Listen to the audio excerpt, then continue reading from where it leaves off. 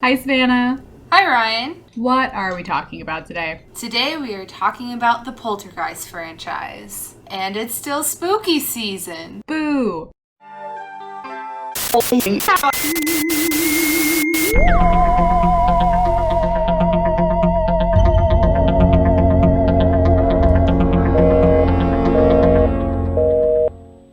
I thought about trying something new for this podcast episode. I don't know how you feel about it, Savannah. I thought we'd go for a cold open here, you know? In what sense? Well, I had a thought today, and I just wanted to know your opinions about it. And of course, it's not really relevant at all to the podcast here, but maybe someone will enjoy it. So I get pretty consistent headaches throughout the day. I probably get like 3 or 4 headaches a week, and I'm just wondering if I'm paying for all the time that I faked a headache as a child because I thought it was mature to take ibuprofen and Tylenol. Do you think there's something to that? I'm mostly just confused that you faked it so you could take ibuprofen. Like, every time I faked an illness, it was to get out of school.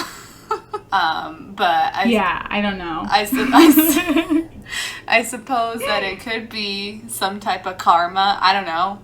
That seems like it wasn't hurting anybody, though, for you to fake headaches as a child, other than maybe yourself, like making yourself take ibuprofen. Yeah, I don't know. Maybe that's why I only have one kidney. And in that case, I would have paid for it enough by this point, I would think. But alas. Anyways, that's all I had. We can move on to the episode now. Okay. I did have a fun question that I was thinking about bringing up at some point in time in the podcast. I could bring it up now, I suppose. Okay, no, we're still in our cold open. Yeah. Okay. Well, I was just wondering, I guess maybe what are some of your top favorite Halloween things, Ryan? Like either a Halloween tradition, a Halloween candy, maybe something you do every year for Halloween. Is there any that just pop off right off the top of your head? I mean, I am a candy corn lover, so I always look forward to candy corn time. I do enjoy the seasonal candiness of it all. I feel like that's about it. I feel like I try to always buy up some unique skeleton items, like a skeleton mermaid. I don't know. Halloween is clearly very important to us and our family. My first year away at college, I cried because that was the first time I felt homesick, was on Halloween. And Halloween is very special to us. How about you? Do you have any thoughts when it comes to Halloween that first comes to mind? Well, first I just want to point out to our audience that Ryan always has the most trash opinions on candy, in my opinion. She likes candy corn, she likes Peeps, she likes those caramel apple suckers. Everyone likes the caramel apple suckers. I don't like dots. Okay, I don't like circus peanuts. I think honestly my most atrocious, I really like malted eggs and Whoppers. I think that those are the most kind of divisive candies. Gross. That I come across a lot. Well, so for some of my favorite Halloween things, so Ryan and I, growing up, we always decorated Ryan's house to an insane degree. It was kind of like Halloween hoarders, but on the outside is how I would describe it. But that was always so much fun and such a thing to look forward to doing every single year. And I just can't wait till the day that I have a house that I can decorate again, on the outside. And I feel I really love handing out candy, and it's made me really sad that I haven't been able to do that for a long time. Even when I was in college, I never really had the opportunity to. And then finally last year for the pandemic, I was living at my mom's house, but it was the pandemic, so we didn't hand out candy. So that's definitely one of my favorite aspects of Halloween. And I think I just really like how suddenly everybody just becomes more spooky. Even people who aren't into dark things and stuff like that throughout the rest of the year, it's suddenly everybody likes that kind of stuff, and that's just really exciting to me. Mm-hmm. It is really exciting. I do feel like people who I perceive as normal like, I can talk to them now. We have something to talk about, Halloween. Like, it's not just, what are you doing this weekend? Oh, you're doing nothing. Oh, you're going hiking? Oh, yeah. How are the dogs? Mm-hmm. Yeah, the kids? No, now it's like, what are you dressing up as? Do you have any fun plans? What Halloween festive events are you going to? I feel like it adds kind of a level of intrigue towards in the conversation, in the work conversation in the month of October. Yeah, and Halloween is like another thing that I love about it is that it's one of the only holidays that you actually like interact with your community. Like, what other time mostly do people ever talk to their neighbors? Probably never, unless they're caroling, but who goes caroling? I went caroling once. Thank you. I know you did once, but again, that was just once years ago. My little brother went caroling once. Do you have any ideas of what you will dress up for Halloween, Ryan? I really, really, really don't. I really don't. I mean, my go-to, I think I've been a witch more than I've not been a witch for most Halloweens. So that's kind of the go-to if I can't think of anything in time. I pretty much always have a running list of ideas of things that I want to be for Halloween. And right now, I'm thinking about being Ripley from Alien as a possibility. I don't really know what the culture is around Halloween, but I'm kind of at my work, but I'm kind of thinking about just showing up in a costume to work and just seeing what'll happen and the Friday beforehand.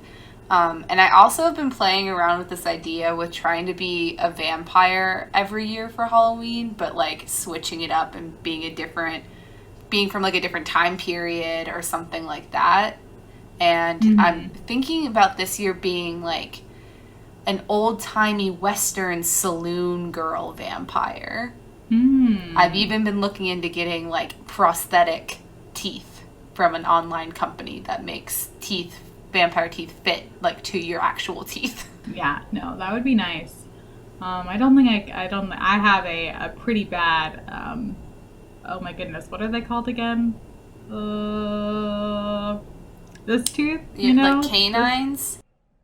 Yeah, no, there's a specific name. I have a really raised tooth on one of my canines that I can't remember what it's called, but I don't think it would go over well if I try to put something over it because it's already jutted out and raised up, so I don't think that fake teeth in me really jive, unfortunately. But vampire's good. But anyways, we can jump into Poltergeist now that we're both done with our your slightly more on-topic rantings and my less on-topic rantings.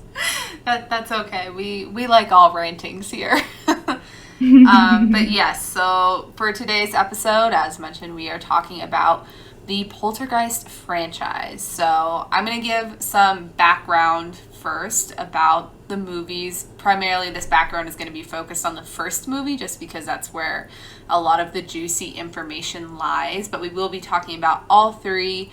We will not be talking about the remake, though, because in my opinion, it is garbage.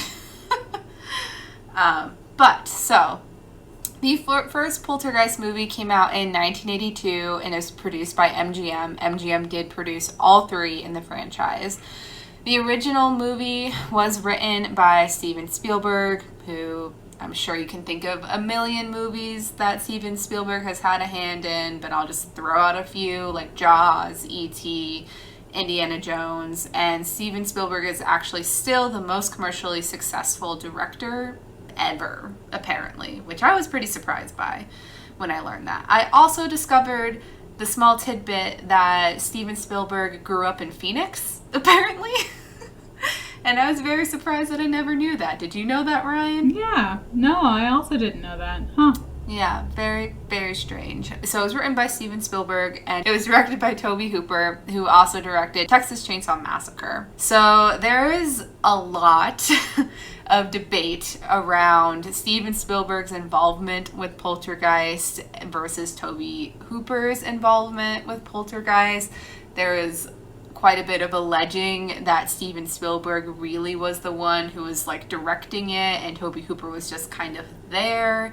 There was at the time a clause in a contract that Universal Studios had that prevented Steven Spielberg from legally directing a movie while E.T. was in production. So at this time, Steven Spielberg wasn't allowed to be directing a movie. But lots of people on set at the time said that, in fact, Steven Spielberg was the one really calling the shots and that he wasn't just a writer. It's weird to me that you say that because I always thought it was the other way around.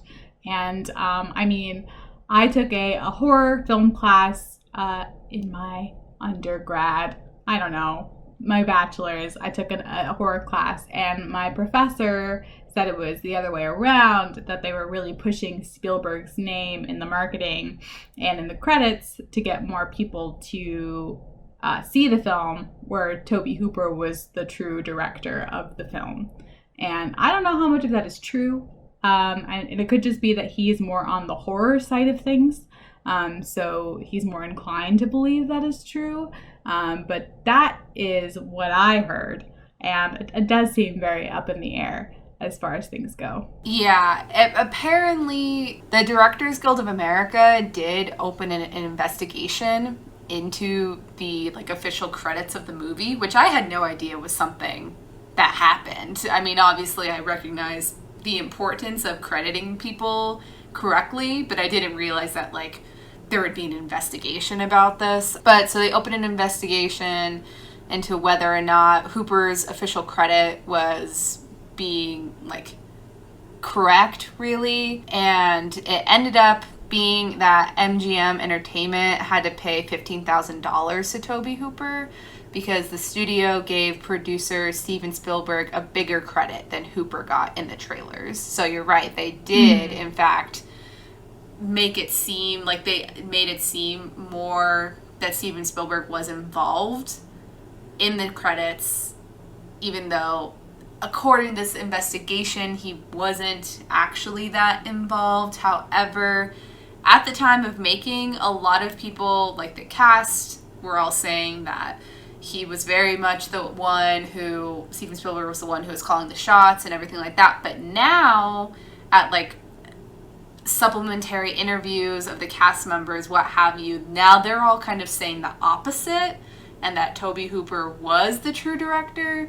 So I don't know if those stories have changed since this lawsuit that happened, or what exactly. It still is a mystery. Yeah, that seems to be the only interest that people have in this movie. I think this movie is fascinating on a lot of other levels, but you Google Poltergeist in Google Scholar, and it's JSTOR article after JSTOR article about who is the true director. And there was one that literally analyzed scene by scene and compared it to their work as to who, to guess who actually directed that scene, which is just wild that someone spent their time doing that to me. Yeah, and I will say, I've never seen Texas Chainsaw Massacre. I'm not sure if you have, Ryan, but to me, watching Poltergeist, it very much feels like a Steven Spielberg movie. I'm not sure really what Tobe Hooper's style would feel like in another setting. If you were to compare it at all, how do you think it compares to Texas Chainsaw Massacre? So I honestly did not realize it was a Spielberg film until college. So to me, it never completely read as Spielberg. That being said, I didn't really watch very many Spielberg films growing up, just because I kind of thought they were a little bit boring. So I don't know. It's hard for me to judge. I feel that there is a lot of horrific suspense in Poltergeist that feels up Tobe Hooper's alley. It feels like he read directly from Hitchcock and really took inspiration for that and implemented it into Poltergeist. I don't know. I don't know. It's okay. Nobody knows. Nobody knows. Nobody knows the truth. But no one was in the room where it happened, apparently, even though there were a lot of cast and crew members. Or at least there's no consensus on what happened. But so moving on from all of that drama, I'll just run through the core cast of the movie. So Jo Beth Williams played Diane Freeling, the mother. Craig T. Nelson played Stephen Freeling, the father. Dominique Dune played Dana Freeling, one of the daughters. Oliver Robbins played Robbie Freeling, the son. Heather O'Rourke played Carol Ann Freeling. And Zelda Rubinstein plays Tangina Barons. Initially, Poltergeist had a rated R rating by the MPAA, but then Steven Spielberg and Tobe Hooper disputed it and ended up getting rated being PG, which is a pretty I want to know what that conversation was. I mean, it doesn't feel like a rated R movie, but to talk them down all the way from R to PG. Well, remember, PG-13 wasn't really used in the 80s. So That's true. It was either rated R or PG. That's true. Really the only two options. That's true. I forgot about that. You're right. The first Poltergeist movie is number 84 on the American Film Institute's 100 Years, 100 Thrills list. And it originally made $121.7 million at the box office. So that's a little recap of the first Poltergeist movie. The second Poltergeist movie, which is called Poltergeist II, The Other Side, came out in 1986. This one was directed by Brian Gibson and written by Michael Grace and Mark Victor. This one also, I was just excited to find all these Arizona tidbits, but it actually was partially filmed in Arizona. And I'm not sure if I just wasn't paying attention any time that I ever watched it or this time that I rewatched it, but it actually takes place also in Arizona. And I think I knew that one. I didn't put it together. Anyway, so this movie made over $40 million at the box office in the US, which is quite a bit less than the first one. However, the second Poltergeist movie got less acclaim in its reviews, but it still wasn't necessarily regarded as bad. Just most people said we didn't need to see a second iteration of this.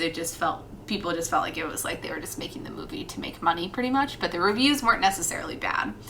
Poltergeist III came out in 1988, and this one was directed by Gary Sherman, and it was also written by Gary Sherman and Brian Taggart. This movie, something that's kind of unique to it against all the others, is that Poltergeist III primarily used real effects, while the first one and the second one relied much more heavily on special effects of the time, which can be reflected most likely through the decrease in budget that this movie had as compared to the other ones. And this movie earned only, air quotes, only $14.1 million at the box office. So we went all the way from $121.7 million to $14.1 million. And this movie had primarily negative reviews when it came out. It was really shocking to me to watch Poltergeist 1 and 2. I did not make it to 3, although I think I've seen Poltergeist 3 the most, and I have the clearest memory of 3. So when I watched Poltergeist 1 and 2, it was really shocking to rewatch all these parts that I have a memory of and be like, wow, this doesn't hold up in my mind like I thought it did. I remember a lot of the effects being really compelling and realistic looking, and it was just very shocking to my mind's eye. Because I'm one of those people that I still watch Harry Potter, and when I watch even the first movie, I'm still convinced that the special effects look good. I don't know why. I know other people say they don't, right? All special effects pretty much age poorly, but I don't know. I wasn't expecting to notice it as much. The thing that was most surprising to me, because I watched all 3 of them almost consecutively, and as the movies progressed, just the production quality just in general degressed so much so where it almost felt like the first movie, Poltergeist 1, felt more like it was made more recently than Poltergeist 3, just because of the camera quality. The audio quality was also hard for me a lot in the first movie too. I had a hard time understanding what they were saying. Really? I did. I really had a hard time understanding. It felt very muffled in the feedback. So, Ryan, can you give us a quick synopsis of the first 3 movies, just generally what it's about? Yeah, so in the first movie, the dad works for like a construction company essentially, and he builds over a burial ground. I don't think it's explicitly an Indian burial ground in the first movie, because they make the joke that it's not like it's ancient tribal land or anything, which I also misconcepted in my head. I thought that it was on Indian tribal ground. So I don't know. Anyways, they build a house, this community on top of a burial ground, and of course, hauntings start to occur. Carol Ann gets abducted. She's kind of this segue between the other side and the real world. Then the family eventually, so it appears, breaks free. They escape the house, and the house kind of eats itself at the end, and they're able to escape to a Holiday Inn. Second movie comes around. They're in Phoenix, and there's this ghost that's trying to come after Carol Ann. There's a medicine man involved in this one. And once again, the family kind of escapes. And it's kind of like, honestly, not very exciting because it's kind of just like part one rehashed. I don't know. It's not very exciting. And then number 3 comes along, and Carol Ann is living with her extended family because she's going to go to school somewhere. I don't really know. And she's staying, I always thought it was a hotel. Like I said, I didn't have time to watch it, but it was some kind of center, and there's a lot of hauntings there. And I think Carol Ann ends up crossing to the other side at the end of that one. Is that correct? No. I feel like your synopsis of the third one was a little wonky there. Yeah, no, this is my memory of the third one. I remember her walking hand in hand with Zelda and them going into the light. No? Zelda crosses to the other side. Oh, okay, well, Tangina. Okay, yeah. Okay. All right. Re-editing that memory. We're good. Okay. I will just edit a few things that you said there, Ryan, just for clarity's sake. So, you're right. They're not technically on Native American tribal burial ground, their original house. I also conflated that in my head from, like, seeing it as a kid. I thought it was like that. But it's, in fact, in the first movie, they learned that it's built just on a, like, traditional cemetery, pretty much. And they just didn't bother moving the graves. They only moved the headstones when this housing development was built. And then in the second one, you find out that actually, like, even deeper than the cemetery was built on top of almost like a cave, I guess, where this, like, evil preacher guy had been leading, like, a doomsday cult, pretty much. And he, like, got... Yeah, it was really messy. Yeah. It was very confusing, honestly. He got all these people to, like, follow him and be in this cave, and then, like, the end of the world never came, but then he trapped them all in the cave, so, like, all these people died. And then in the third one, that same preacher guy who they call, like, the Beast, who seems to be almost like the devil or something, they still haven't successfully been able to really get rid of him. And when Carol Ann has been shipped off to live with her family in Chicago, and they just live in some, like, building that I just want to know if these buildings exist. It's like a skyscraper apartment / mall / there's art galleries in it. Yeah, that's why I thought it was a hotel in my memory. Yeah, I think I could definitely see that because it's like this weird space. Anyways, Carol Ann is going to this school for kids that are gifted / have mental illness, I guess, is how they kind of describe it. And the psychiatrist at the school starts, like, doing hypnosis on Carol Ann because he believes that, like, Carol Ann is making all of this stuff up about the ghosts and whatnot. And through hypnotizing her, he, like, unlocks her ability to connect with this evil guy back from her house. And so then he starts, like, bugging her in Chicago. And then Tangina ends up flying there, and she goes to the other side and offers to, like, help this guy, the Beast. I think they call him Cain. She helps him to cross to the other side, and she goes with him. Okay. It's coming back to me. Yeah. Yeah. Okay. But, yeah, no. Even though I have also seen that movie probably the most times, the third one. Like, I did not realize all of those details until I rewatched it recently. I remember it being my favorite. I think it was probably the effects and kind of the sequential, like, horror sequences that I really enjoyed. It kind of almost felt like each room was different. At least that's what I remember from my memory. Yeah, I think the third one has also always been my favorite. And I think I also like the element of the, like, teenagers in it. Because Carol Ann's, like, older teen cousin or step cousin, who's played by Lara Flynn Boyle, also in Twin Peaks. Oh. She has, like, a group of friends and stuff, and they're doing, like, naughty teenager things and stuff in the apartment building as well, and then they get swept up in all of the ghost stuff. So I think I liked that aspect as well when I was a kid and now. So along with all of this background and synopsis, the other thing that is kind of the elephant in the room that has to be addressed is the supposed curse around the Poltergeist franchise, which I don't think we necessarily need to, like, dive into too much, but I will just mention it because it is a thing. So Dominique Dune, who played Carol Ann's sister in the first movie, she was tragically murdered in 1982, shortly after the first film was released.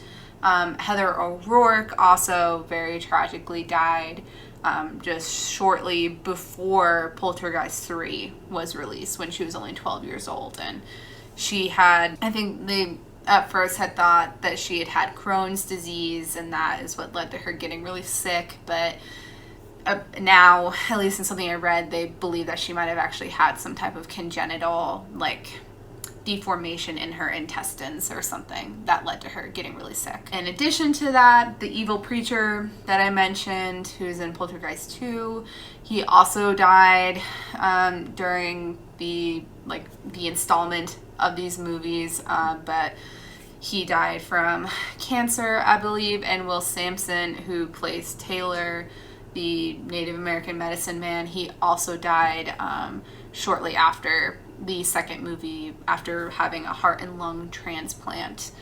So those are all of the deaths that are kind of directly associated with the movies. Jo Beth Williams, who plays Diane, the mom in the first two films, she has supposedly said that Steven Spielberg insisted on using, like, real skeletons in the movie, which I don't really believe. But yeah, and I don't think so either. Or I don't think they would have ever been cheaper than fake skeletons, ever. I mean, maybe they just, like, rented them out in, like, old Hollywood. I don't know. But that cannot be right. Nah. Yeah, if this movie were, like, way older, then maybe, like, if this movie came out in, like, I don't know, 1930 or 1940, then maybe they could have been real skeletons. But I don't think that is real. However, I'm pretty sure it is real that there are real skeletons in Pirates of the Caribbean at Disneyland, but that's neither here nor there.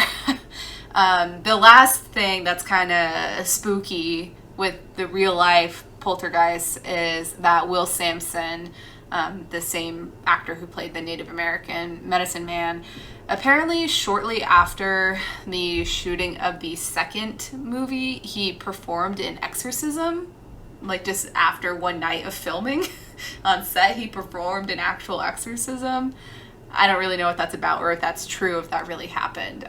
But so there's all this kind of lore surrounding the movie, which I think is kind of similarly in our previous podcast when we were talking about Doki Doki Literature Club and kind of the folklore along with that game propelling it to being popular. I think that is kind of a similar thing here with Poltergeist. Like, this curse makes people be like, oh, it's even more creepy. Let's watch the movies and make multiple iterations of the movies. But it also kind of feels a little exploitative, even though I know they tried very hard not to do that, specifically after Heather O'Rourke died.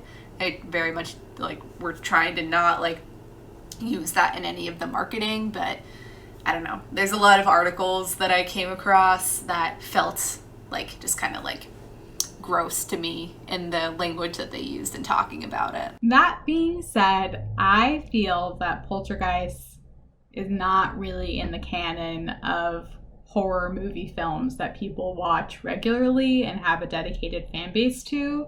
Like, it doesn't have the same kind of impact and staying power as your classic Freddy or Psycho or any, I even like The Conjuring. I feel like is at this point like more synonymous with people that will like watch scary movies. Has stayed around. I can't think of anyone in my life that I'm not related to that has seen Poltergeist. Why do you think that is, Ryan? I don't know. I mean, it's a Spielberg film, right? Like kind of marketed as a Spielberg film. I couldn't tell you why. And I feel like it holds up. I see references to it. I feel like They're Here is super iconic. Carol Ann, Don't Go Into the Light. But maybe that's just my own kind of perception and references about my own household. But I feel like I see it in media too, and referenced in an odd Family Guy episode. Not that I watch Family Guy, just, it just that's what you watch when you're 12.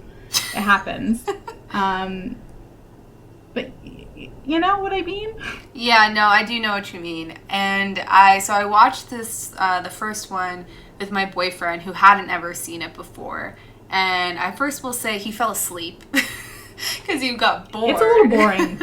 Yeah. And he also didn't think it was scary, which I would say watching it now, granted I've seen it many times, I don't really feel like it's scary.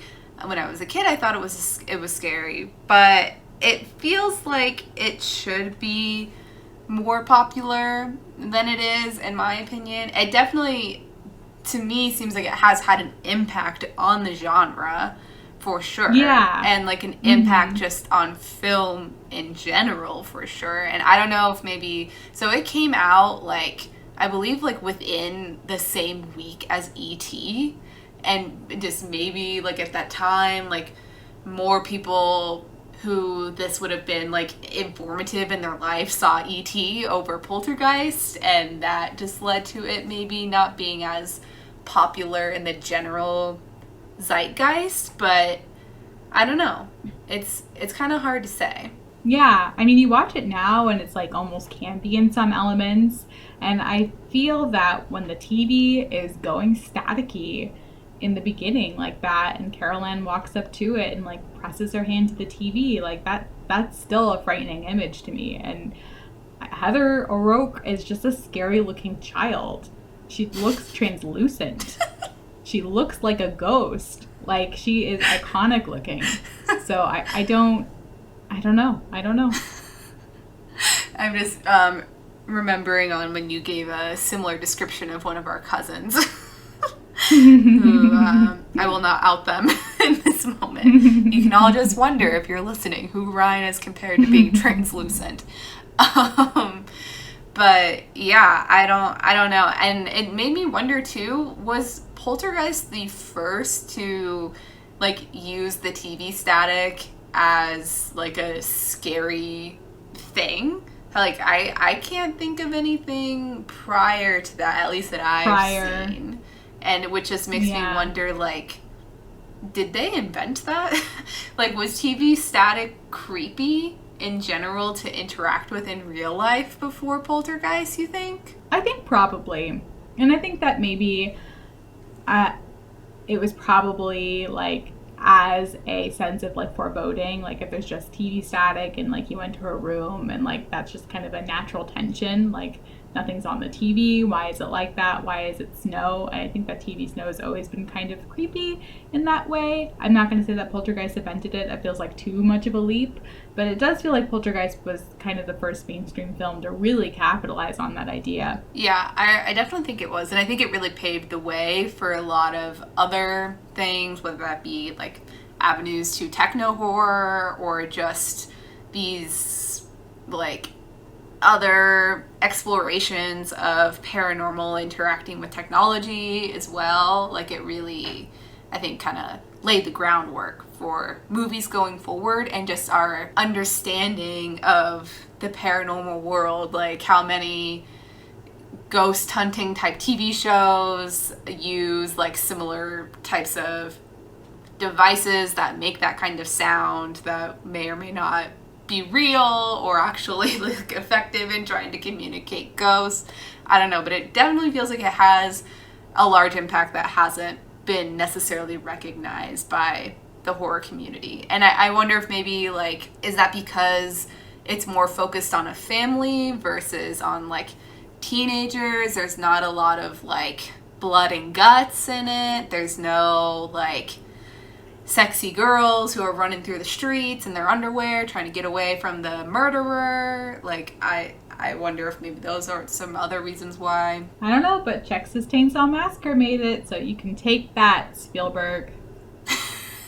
Moving on from all of that, one of my favorite things about the Poltergeist franchise is how it looks at the American dream and kind of like makes it fall apart and attempts to build it back up together again. And I really appreciate the way that they like build up this idea of the American dream in it.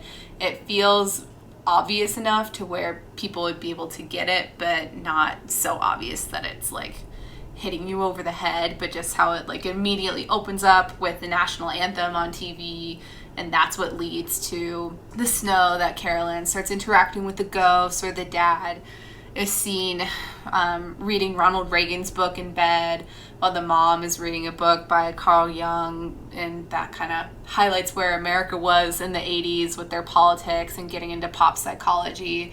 There's also like tons of Star Wars stuff in their house, and they're always watching football, and there's just TVs everywhere, really. Like, it's like a constant thing. Like, the dad is having an argument with the neighbor because their same TV remotes are working on each other's TVs. Like, each bedroom seems to have a TV. There's a TV in their kitchen. The parents also seem like they're very much being depicted as being kind of like modern and cool parents. Like, they smoke weed and they like are really trying to build up their life by like buying this house or trying to put in a pool into the backyard, which to me seems like, I feel like that's like a thing in so many 80s movies, like, ooh, we're putting in a pool, we're moving up in the world. And I feel like I associate pools with like upper middle class America. Yeah, me too. What it really reminded me of, just so strikingly, and I wonder if Jordan Peele like watched Poltergeist and was really influenced by it, because both of them kind of start off with like this Americana, like just straight in the face vibe. I can't remember if us starts with like the rabbits in that one chant, or if it starts with the holding hands across America deal, but either way, both kind of start in the beginning with that vibe. And then both movies just do a fantastic job of just loading up every single Chekhov's gun. You know, in Us, you have like the boat, you have the music, you have like the other family and like what their deal is. You have so many guns that are loaded up just for the second act to just take off running. And the same with Poltergeist, right? Like, you see the tree and the fear and the pool, and like you said, all the TVs and all the Americana that's around, that's just really pacing you towards that theme. And the beginning of Us is kind of slow, and I found the beginning of Poltergeist kind of slow, but they're both slow in really meticulous and methodical ways, which I really appreciated on this watch through, which I don't think I would have ever appreciated. Like, I'm not convinced that I ever watched the beginning of Poltergeist and like think about it. Like, I definitely have, but like, have I ever paid attention to it, you know? Yeah, I feel like that's a really good movie to compare to Us. Like, I'm thinking about how I'm pretty sure when the little girl in the beginning like gets trapped in the fun house and all of that, she's wearing like a Michael Jackson Thriller shirt, which I felt like was such a great choice, like, in the movie to like style her wearing that. And just even that little thing, just like, you instantly have this idea of like America in the 80s, and you instantly have like a sense of like suspense, because it's like, oh, well, it's thriller, something that's creepy, like something bad is gonna happen. And I think that there's a lot of similar little references like that in Poltergeist as well. Or even like, there's a moment where Carolyn, like, she's in the kitchen and there's static on the little TV in the kitchen, and she's like really close to it, like pressing her face up against it, And then the mom is like, oh, you gotta move away because it's gonna hurt your eyes. And she flips the channel and it's like some kind of war movie or something on. And I feel like in that moment, like, you know, like, oh, like something bad is gonna happen, where this is like somehow war is better than whatever is coming from the static that's on the TV. Or when Carol Ann's playing with the phone, like on the first night before like shit starts to happen, and her dad comes in and she's like, they want to talk to you, and he's like, oh, take a message, and she's like, I'll take a message, and she takes a message, she hangs up. Like later on, like she's really actually talking to someone, you know, on that other line. I don't know, it's just, there's a lot of really clever pacing that is a little bit too long, I think. I think the 80s in general, for me, I struggle to watch a lot of 80s film because it goes for that aesthetic hard of suspense and just trying to make you wait for it.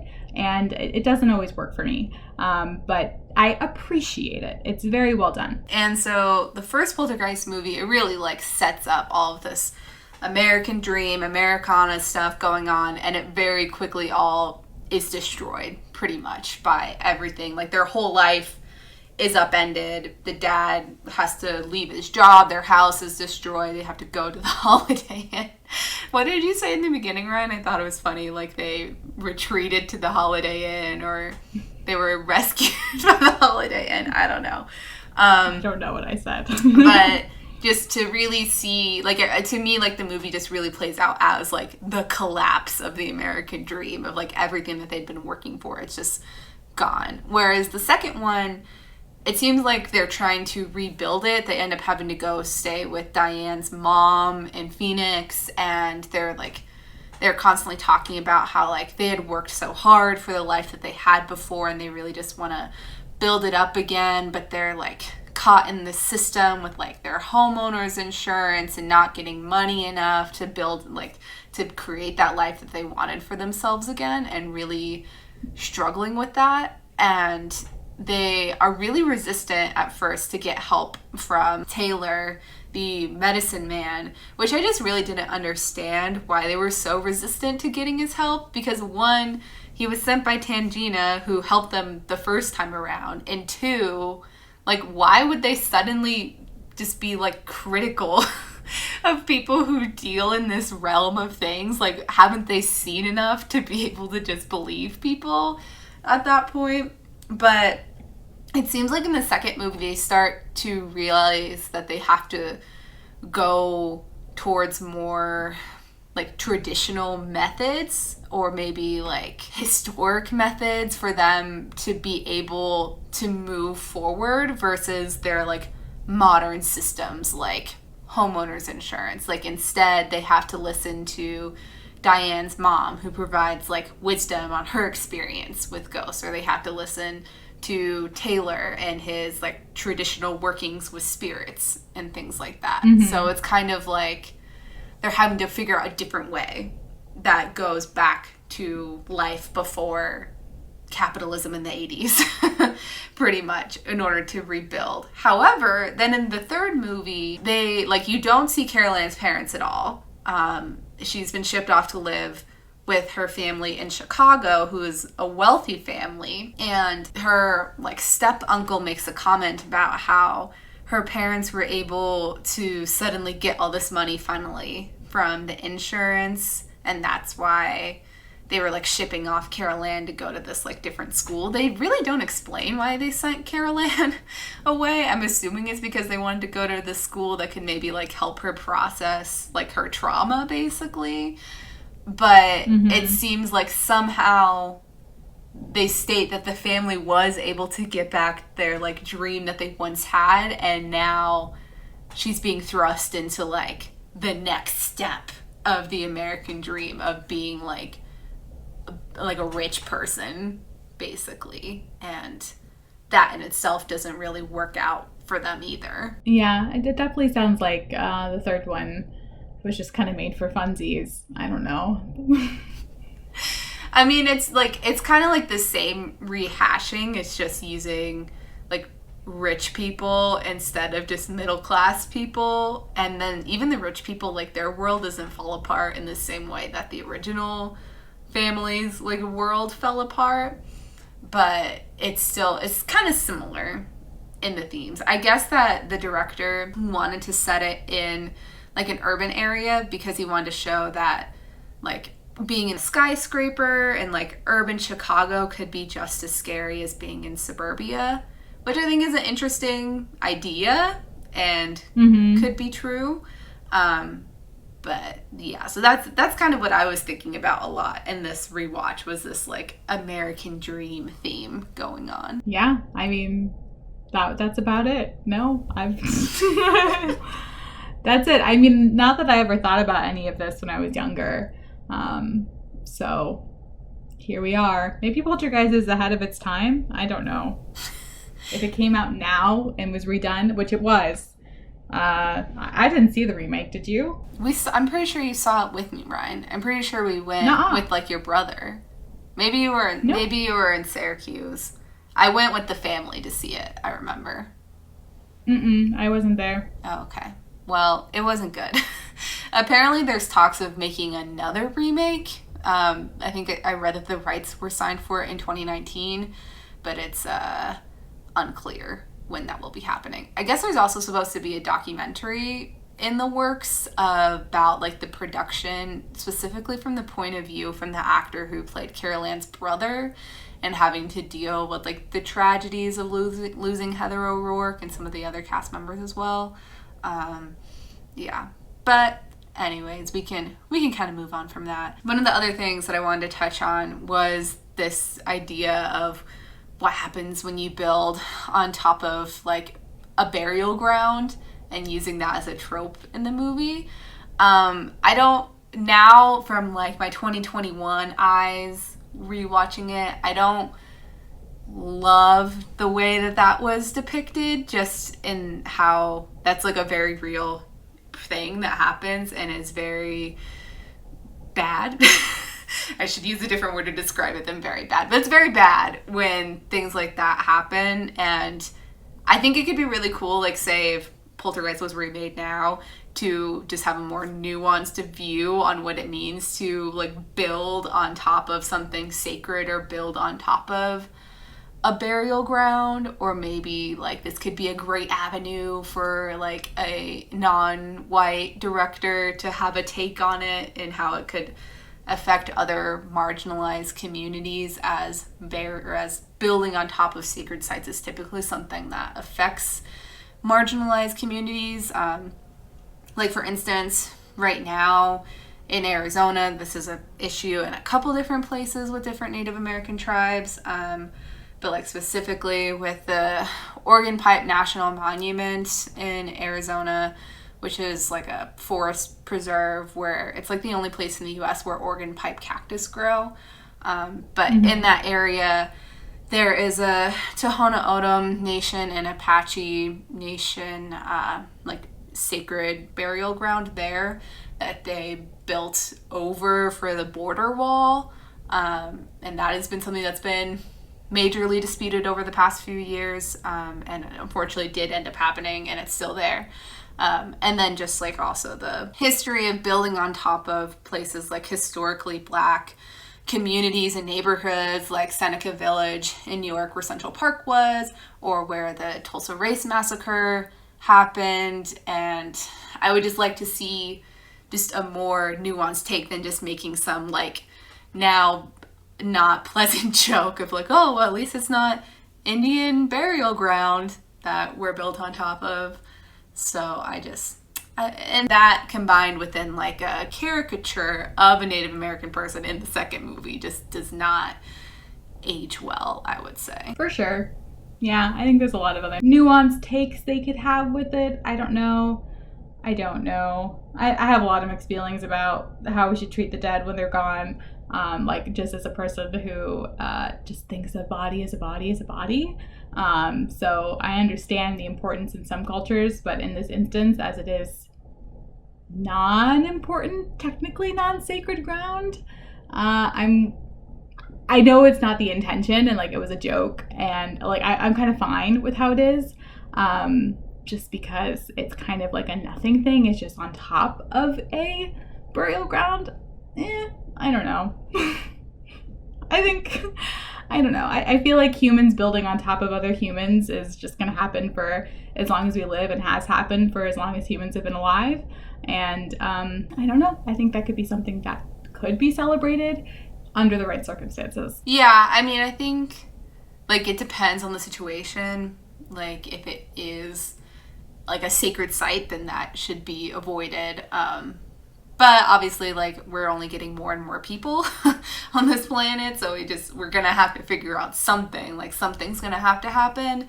But there is an unfortunate... Japan. What do they do in Japan? Japan has, like, death hotels. Where, like, you pretty much, like, scan your ID card and it, like, takes you up to, like, a little plot where your ashes, like, where your grand siblings' ashes are. Not grand siblings, I don't know why I said that. Right. Just your grandma's ashes are. And you could just, like, light a little thing for them. And it's just, like, a death hotel. So it's, like, multi-story, which is kind of cool.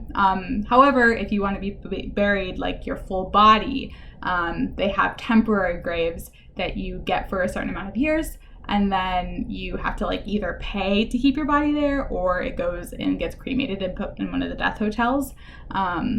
But I don't know. There's a lot of sustainable ways about dying that are getting there. Did you know that it's illegal to have a sky burial in the United States?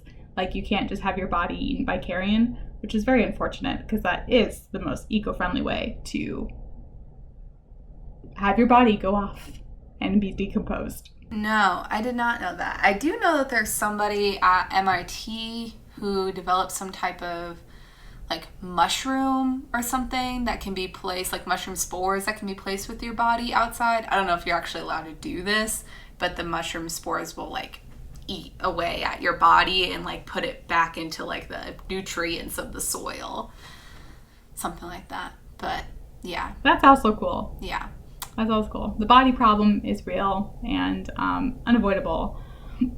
So it really does depend on the circumstances. I think that the joke is honestly the main problem in Poltergeist, and the fact that it kind of perpetuated it in the second film by having, like, Native American cast. But again, I don't know. It just... I feel that buried on top of a tribal burial ground is from Poltergeist for some reason, and I know that other people think that too, so there has to be a reason for it, and I think that is the main strike against it, in my opinion. I would agree. I think the joke is the main issue, and just kind of like I mentioned in our Twilight episode, how Stephanie Meyer kind of makes light of, like, treaties. I think it's a kind of a similar situation here. Like, to make light of the situation just is not ideal, especially in granted, this movie was made years ago in before the 80s. Before, like, these conversations were be had. But I do remember in the Poltergeist that came out in 2015, the remake, they made that exact same joke. So nothing was really learned, apparently, for those filmmakers in that time period. I can only hope that this next remake that will eventually come out one day, that they will have learned from that. So I figured now we can just kind of wrap up. We never really explained why we were talking about the Poltergeist or the significance that it has to us, or, like, we kind of mentioned how our family had watched it. What, like, do you want to elaborate on that at all, Ryan? I honestly couldn't tell you what came first. I don't know if it was just my little brother's obsession came first or my dad's obsession came first. Probably my father, and it just rubbed up on us. But the end credits to Poltergeist is one of those songs that my father just loved to play on repeat and repeat and repeat. Just like the song that they play in Shawshank Redemption over the intercom, and just like the song that they play when Gerard Butler, is that his name, dies in Gladiator. Those three songs I will have forever ingrained in my brain because he just loved to play them on, like, our big TV. And I think it just kind of happened naturally, where we would just watch the movie and then it would come to be the credits, and then just over and over. And then, I mean, the second one and the third one were around as well, and it was just only the natural progression, right? You start with the first one, you watch that one so many times, and you go to the second one and the third one, and when you're a little kid, you just watch movies over and over again. That's just what you do. Yeah, I feel like I have this just very distinct memories, except I can't remember exactly if I was in the second grade or the third grade. I want to say the second grade. It could have been third grade. I don't know. It doesn't really matter. But just like every day from coming home from school, just like watching the third movie with you, like just every day coming home from school. And I'm just trying to remember like why, like what about it did I like so much that I wanted to watch it? Because I feel like I often push to watch it again. And I don't know if it's because I liked like the creepiness of Carol Ann and how she talked to ghosts, and I was like, I wish I could talk to ghosts. I want to be like a creepy little girl too. Or specifically like with the third one, how they show Carol Ann having to go talk to like the psychologist at school. And when I was like a little kid, like I had to go see a psychologist, so I don't know if it was like it felt relatable or something, like that's something I could relate to, or having to deal with her like step family, and then me having a step family like not too long after that, if that was some type of relation. But I just remember being so obsessed, and then being like really determined that one day I wanted to make Poltergeist 4. And who knows, maybe that could still happen. It's yet to come. Yeah. I had started working on the script, and I still wish that it was in existence, but I think it's on a computer, long lost to time at this point. Yeah. But maybe one day that will be my directorial debut. We will see. Yeah, I feel like for a little while, like I would just only watch 3 movies, and those 3 movies were Finding Nemo, which I don't even like Finding Nemo that much nowadays, but Finding Nemo, Poltergeist 3, and Barbie Swan Lake, like those are just on rotation. This the normal 3. Yeah, just the big 3 in children's media. Yeah, no, for sure. which was something that I did want to point out, that I think like Poltergeist, again, maybe why it's not as popular is that I could see how it would be appealing to kids because the characters are kids. It's not like the most scary movie in the world, and I don't think that's a bad thing. I was at a panel once at Phoenix Comic-Con like years ago at this point, but your mom and I, Ryan, we went to a panel that was talking about horror movies and how at this time, probably around like, I don't know, 2016-ish, kind of around when like Stranger Things and stuff was coming out, how there was a lot more horror content coming out geared towards kids at that time. And some people really didn't like that because it wasn't like intense enough for them. But these people, I thought, made a really good point about how making horror for kids is good, because then it, like, kids will like it, and then it will, like, they'll continue with it through their life, like, as adults, and it'll help keep pushing the genre forward. So I like that it's accessible to kids, and it definitely, I think, was the first horror movie that I liked as a kid, and maybe the first for you too. I don't know. Yeah, probably. I think it was like the first one that I watched and liked, although I don't think I ever was afraid of it. So I don't know. Yeah, the only fear I really remember is I was freaked out by seeing like evil Carol Ann in the mirror. And to this day, I don't really like sleeping in a bed right next to a mirror. Yeah, no, the mirror was a little bit creepy, that's for sure. And the mirror and the TV, and there are definitely some creepy moments that still persist to this day. But overall, I don't think I've ever thought of Poltergeist as like an actual scary movie. It also made me not eat shrimp for a long time. I know. Because I know. The like mezcal worm that the dad drinks to me looked like a shrimp, and then I also just had a fear of parasites, so it ruined shrimp for me. I know. We know. I know. But yeah, so I think that's pretty much all we have to discuss on Poltergeist, right? Unless there's anything else you would like to bring up. No, I think that's everything I have in the tank. All right. Well, thank you everybody for hanging out with us this week. We hope you have, or had, depending on when this comes out, a wonderful spooky season with lots of haunts and hay rides and jack-o'-lanterns and what have you. Our Patreon is still currently paused, but we will let you know when that is up and running again, and we're ready to provide you guys with really great content over there. And if you liked what you heard today, feel free to give us a review on Apple Podcasts. You can like and subscribe here on YouTube, and as well check us out on Spotify. And that's all. That's all. That's a wrap. All right. Bye. Prickly Pear Primas is produced and hosted by Savanah and Rian Martinez. We are a family production, and editing is done by Savanah and Carina Miranda. Animation is by Carina Miranda, and music is by JJ.